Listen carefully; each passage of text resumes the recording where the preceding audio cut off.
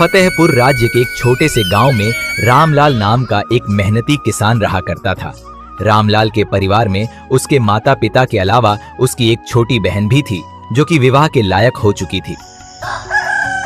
एक दिन रामलाल अपने खेत में हल चला रहा था कि तभी उसका मित्र श्यामलाल उसके पास आकर बोला, अरे रामलाल, तुमने सुना? अरे गांव की मुखिया के घर जिसने चोरी की थी वो हमारे गांव का ही सोहनलाल है। और जब उससे पूछा गया कि उसने चोरी क्यों की तो उसने कहा कि उसकी मजबूरी थी। उसने ये भी कहा कि उसने चोरी करना नहीं चाहता था। ऐसा भाग्य का खेल है। अरे ऐसा वही करते हैं जो मेहनत नहीं करते और हमेशा अपने भाग्य पर रोते रहते हैं। मूर्ख कहीं का। अरे मूर्ख इतना भी नहीं समझते हैं कि मेहनत से ही भाग्य बनता है।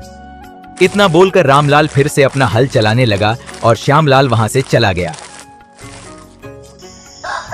शाम को जब रामलाल अपने घर की ओर जा रहा था तभी उसके कानों में एक साधु की आवाज टकराई।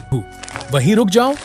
रामलाल ने जैसे ही पलटकर देखा तो उसने देखा कि एक वृक्ष के नीचे एक साधु बैठे हुए उसे देख के रहस्यमयी अंदाज में मुस्कुरा रहे थे। क्या हुआ साधु महाराज, आपने मुझे क्यों पुकारा? कुछ देर पहले जब तुम अपने मित्र से बात कर रहे थे तब मैं तुम्हारे खेत के पास ही एक वृक्ष के नीचे बैठा हुआ तुम दोनों की बातें सुन रहा था। दरअसल मुझे तुम्हारी भाग्य की परिभाषा अच्छी लगी। कहना क्या चाहते हैं आप? देखो, जिस मुखिया के घर पर जिस चोर ने चोरी की थी वो सत्य कह रहा है। उसने चोरी मजबूरी में की थी। मजबूरी हमसे हर वो काम करा लेती है जिसकी हम कल्पना भी नहीं कर सकते। उस चोर ने सही कहा था, सब भाग्य का खेल है। अब लेकिन साधु महाराज, मैं अब अपनी बात पर अटल हूं। इंसान अपना भाग्य अपनी मेहनत से बनाता है। जब कोई इंसान अपने जीवन में मेहनत नहीं करता तो वो सारा का सारा दोष भाग्य पर ही डाल देता है। रामलाल, मेहनत के साथ साथ इंसान का भाग्य अच्छा होना भी आवश्यक है। अगर इंसान का भाग्य अच्छा नहीं हुआ तो उसकी सारी मेहनत बेकार जाती है और उसकी सारी योजना धरी की धरी रह जाती है। अब क्षमा कीजिए साधु महाराज, लेकिन मैं इस बात पर विश्वास नहीं करता। मैं कोई साधारण साधु नहीं हूँ रामलाल। मुझ में भूत, भविष्य, वर्तमान देखने की क्षमता है। तुम्हें बहुत जल्द मेरी बातें समझ आ जाएंगी। इतना बोलकर साधु वहां से चला गया। रामलाल अपने घर पर पहुंचा ही था कि तभी उसकी माँ माया देवी उससे बोली, बेटा, अच्छा हुआ तुम आ गए। मुझे तुमसे बहुत जरूरी बात करनी थी। क्या हुआ माँ? रामलाल, अब तुम्हारे बहन मीना विवाह के लायक हो गई। हमने उसके लिए अच्छा लड़का भी ढूंढ लिया है। लड़का बहुत अच्छा है और हमारे गांव के जमींदार का दूर का रिश्तेदार भी है। अरे आप चिंता मत कीजिए पिताजी। मैं अपनी बहन का विवाह खूब धूमधाम से करूंगा। हाँ, मेरी फसल सारे राज्य में बहुत अच्छी उगी है। बस कुछ दिन बाद फसल की कटाई प्रारंभ होने वाली है। मैं अपनी फसल को राज्य में बहुत अच्छी दाम में बेचूंगा और फिर देखना, आप अपनी बहन का विवाह धूमधाम से करूंगा। रामलाल के परिवार वाले मुस्कुराने लगे। मगर अगले दिन जब रामलाल अपने खेत पर गया तो खेत का दृश्य देखकर वो पूरी तरह से घबरा गया। अरे ये क्या? मेरी फसल पे तो कीड़े लग गए। ये कैसे संभव हो सकता है? हे भगवान, मुझे जल्द से जल्द अपने खेत पर दवाई छिड़कनी होगी, नहीं तो सब कुछ बर्बाद हो जाएगा। रामलाल उसी दिन अपनी खेत में कीटनाशक दवाई छिड़क दी। उसने बहुत प्रयास किया मगर कीड़े लगना बंद नहीं हुआ और रामलाल की फसल बर्बाद हो गई। अपनी मेहनत को इस तरह से बर्बाद होता देख रामलाल उदास हो गया और चुपचाप अपने घर चला गया। उसे उदास देखकर उसकी माँ माया देवी उससे बोली, क्या हुआ बेटा? रामलाल, तुम उदास क्यों हो? रामलाल ने सारी घटना बताते हुए बोला, माँ, हमारी सारी फसल बेकार हो गई। मेरी समझ नहीं आ रहा कि अब मैं क्या करूं। चिंता मत करो, तुम तो हमेशा अपने मेहनत को ही भाग्य समझते हो, तो फिर क्यों रोते हो? जाओ जाकर जमींदार से कर्ज ले लो और फिर फतेहपुर नगर से बीज खरीद कर ले आओ। अपनी माँ की बात सुनकर रामलाल जमींदार की हवेली पर चला गया और सारी घटना बताते हुए बोला, जमींदार साहब, मुझे बीज खरीदने के लिए कर्ज चाहिए। तो देखो रामलाल, मुझे तुम्हें कर्ज देने में कोई आपत्ति नहीं है, पर तुम तो जानते हो कि मेरा ब्याज बहुत भारी होता है। सोच लो, क्या तुम समय पर मेरा कर्ज चुका पाओगे? जमींदार साहब, सारा गांव जानता है कि मैं मेहनती और ईमानदार भी हूँ। मुझ पर थोड़ा तो भरोसा कीजिए। सही बात कह रहे हो, लेकिन बेटा रामलाल, क्या है ना कि भरोसा करके उधार दिया जाता है, ब्याज पर कर्ज नहीं। अगर तुम मेरा कर्ज समय पर नहीं चुका पाए तो मैं तुम्हारे खेत पर कब्जा कर लूंगा। रामलाल गहरी सोच में डूब गया, क्योंकि उसके पास बीज खरीदने तक के लिए भी धन नहीं था। उसने अपनी सारी जमा पूंजी पिछली फसल उगाने में लगा रखी थी। कुछ देर बाद रामलाल सोचते हुए बोला, ठीक है, मुझे मंजूर है जमींदार साहब। जमींदार ने कुछ स्वर्ण मुद्राएं रामलाल को पकड़ा दी। रामलाल स्वर्ण मुद्रा लेकर फतेहपुर नगर गया और अच्छे बीज खरीद कर ले आया। फिर वो पूरी मेहनत से खेतों में बीज बोने लगा। कुछ महीनों में उसकी फसल पककर तैयार हो गई, मगर जैसे ही फसल की कटाई का दिन आया, रामलाल ने देखा कि उसकी फसल में फिर से कीड़े लग गए और फसल पूरी तरह से बर्बाद हो गई। ये देखकर रामलाल की आंखों में आंसू आ गए। वो रोते हुए घर आया और सारी घटना अपनी माँ को बताते हुए बोला, मामा, सारी फसल बर्बाद हो गई माँ। ऊपर से मैं जमींदार का कर्जदार भी हो गया। अब हमारी बिटिया का विवाह कैसे होगा? अरे रामलाल, कुछ दिनों में लड़के वाले मीना को देखने आने वाले हैं। ऐसे में तो मेरे सारे गांव के सामने नाक कट जाएगी। हे भगवान, अब हमारा क्या होगा? तभी वहां जमींदार आ पहुंचा और रामलाल से बोला, अरे ओ रामलाल, मैं अपना धन ब्याज सहित लेने आया हूँ। क्या हुआ भाई, कहाँ हो? जमींदार साहब, मेरी सारी फसल बेकार हो गई है। मुझे कुछ समय की मोहलत और दे दीजिए। हाँ, कुछ समय की मोहलत? ए बुर्बक, तुम्हारा दिमाग खराब हो गया है क्या? अरे सारा गांव जानता है कि मैं किसी को मोहलत नहीं देता। देख भाई, वादे के मुताबिक मैं तुम्हारे खेत पर कब्जा करता हूँ। अब अगर तुम अपना खेत छुड़ाना चाहते हो, सीधी बात है, मेरा धन ब्याज सहित लौटा दो और खेत ले जाओ है। इतना बोलकर जमींदार वहां से चला गया। रामलाल के हाथ से उसका खेत भी चला गया। कुछ ही दिनों में उसके परिवार के भूखे मरने की नौबत आ गई। ये सब देखकर एक दिन रामलाल अपने पिता से बोला, पिताजी पिताजी पिताजी, खेत भी हाथ से चला गया और घर में राशन भी खत्म हो गया। बेटा, मुझे लगता है कि हमारी बिटिया का विवाह अब कभी नहीं हो पाएगा। ऐसे में कौन करेगा मेरी बेटी से शादी? मैंने सुना है कि फतेहपुर नगर के महाराज विक्रांत बहुत ही दयालु हैं, तो जाकर उनसे सहायता क्यों नहीं मांगता? आप सही कहती हो माँ। मैं आज ही फतेहपुर नगर जाकर महाराज से सहायता मांगता हूँ। रामलाल उसी दिन फतेहपुर नगर के राजा विक्रांत के महल में जाने ही वाला था, लेकिन संयोग से राजा विक्रांत उसे महल के बाहर हुई मिल गए। रामलाल ने राजा विक्रांत को सारी घटना बताते हुए कहा, महाराज की जय हो, महाराज की जय हो। महाराज, मेरी सहायता कीजिए। मेरे घर में खाने को कुछ भी नहीं है और मेरी बहन विवाह योग्य हो गई। अच्छा, तो इसमें हम क्या कर सकते हैं? तुम्हारी फसल में 2 बार कीड़े लगे हैं, जबकि आसपास के किसानों की फसल में ऐसा नहीं हुआ। इसका अर्थ यह है कि तुम्हारा भाग्य सही नहीं चल रहा है, और दूसरा यह है कि तुम झूठ बोल रहे हो। महाराज, मैं झूठ नहीं बोल रहा हूँ। मैं कैसे मान लूं कि तुम सच बोल रहे हो? मैं तुम्हारी कोई सहायता नहीं कर सकता। बात खत्म, यहाँ से जा सकते हो। राजा विक्रांत की बात सुनकर रामलाल उदास हो गया और अपने गांव की ओर चल दिया। आधे रास्ते में वो एक घने वृक्ष के नीचे बैठ गया और अपने आप से बोला, पता नहीं, ये मेरे सुख को किसकी नजर लग गई है। तभी रामलाल की नजर सामने पड़े एक व्यक्ति पर पड़ी, जिसके शरीर से खून बह रहा था। वो तुरंत उस व्यक्ति के पास पहुंचा और देखा कि वो मर चुका है, और रामलाल खुद से बोला, अरे ये तो मर चुका है। तभी रामलाल की नजर उसके हाथ पर गई, जहां एक बड़ा हीरा चमक रहा था। अरे ये हीरा तो बहुत कीमती लगता है, क्यों ना इसे मैं फतेहपुर नगर जाकर किसी जौहरी को बेच दूं। इससे मुझे अच्छी खासी रकम मिल जाएगी और मैं जमींदार से अपना खेत भी छुड़ा सकता हूँ। तभी रामलाल के मन में एक आवाज, ये गलत है, ये चोरी जैसा होगा।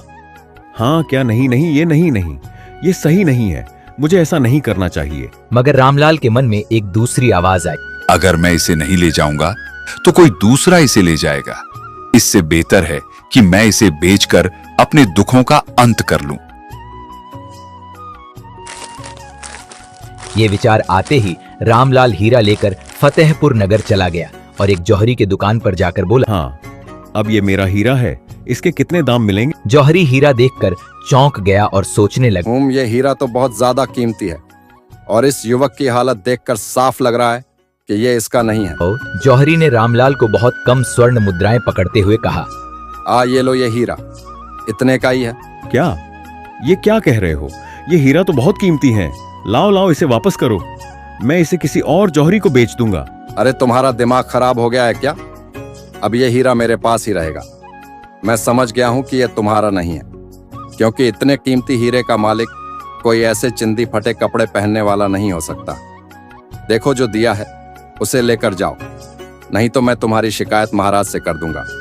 ये सुनकर रामलाल क्रोधित हो उठा और हीरा छीनकर जौहरी को धक्का दे दिया। जौहरी का सिर जमीन से टकराया और वो वहीं दम तोड़ बैठा। ये देखकर रामलाल के हाथ पैर फूल गए।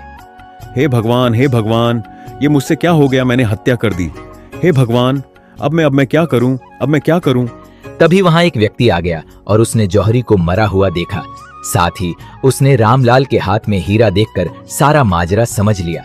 रामलाल घबराते हुए उस व्यक्ति से बोला, मैंने इसे नहीं मारा। मैंने तो इसे अपना हीरा वापस लिया था, जो ये नहीं दे रहा था। मैंने तो उसे ढका दिया। मुझे नहीं पता कैसे मर गया। तुम्हें ये हीरा जंगल में मिला था ना, है ना? अब हाँ, लेकिन तुम्हें कैसे पता? अरे तुम्हें ये हीरा उस व्यक्ति के पास मिला होगा जो झाड़ियों में मरा हुआ पड़ा था और उसके शरीर से खून बह रहा था, है ना? हाँ, लेकिन तुम ये सब कैसे जानते हो? अरे क्योंकि मैंने ही उसे मारा था। वो मेरा साथी था जो गद्दारी करके भाग रहा था और मैंने उसे पीछे से वार करके मार डाला। क्या? कौन हो तुम? मेरा नाम किशोर है। मैं महाराज विक्रांत के राजकोष में काम करता हूँ। मैंने ही राजकोष से स्वर्ण मुद्राएं और हीरे चुराए थे और ये जौहरी उन्हें खरीदता था। हाँ, अच्छा हुआ ये मर गया, क्योंकि ये हमेशा कम दाम देता था। इतना कहकर किशोर ने अपने जेब से एक बड़ी पोटली निकाली। रामलाल ने देखा कि उसमें कई छोटे छोटे हीरे चमक रहे थे। किशोर ने रामलाल से कहा, ठीक है, ये पोटली तुम रख लो और अपने गांव ले जाओ। मैं कुछ दिनों बाद तुम्हारे घर इसे लेने आऊंगा। लेकिन ये तो बहुत ज्यादा हीरे हैं। क्या तुमने इन्हें भी राजा विक्रांत के कोष से चुराया है? हाँ, और मैं ऐसा इसलिए कर रहा हूं क्योंकि महाराज के मंत्री को मुझ पर शक हो गया है। ये हीरे तुम्हारे घर सुरक्षित रहेंगे और किसी को शक भी नहीं होगा। अगर तुमने मेरी बात नहीं मानी तो मैं महाराज से शिकायत कर दूंगा और मैं कहूंगा कि जंगल में तुमने ही उस व्यक्ति को मारा था और उसका हीरा छीनकर यहाँ ले आए थे। हाँ, और जब जौहरी ने हीरा खरीदने से इनकार कर दिया तो तुमने उसे भी मार दिया। लो भाई, सब जगह तुम ही फंसोगे, ध्यान रखना। नहीं, तुम ऐसा मत करना। तब तुम जो कहोगे मैं वो करूंगा। हाँ, मुझे तुमसे यही उम्मीद थी। इतना कहकर किशोर ने मरे हुए जौहरी के पास से ढेर सारी स्वर्ण मुद्राएं उठाकर रामलाल को थमा दी।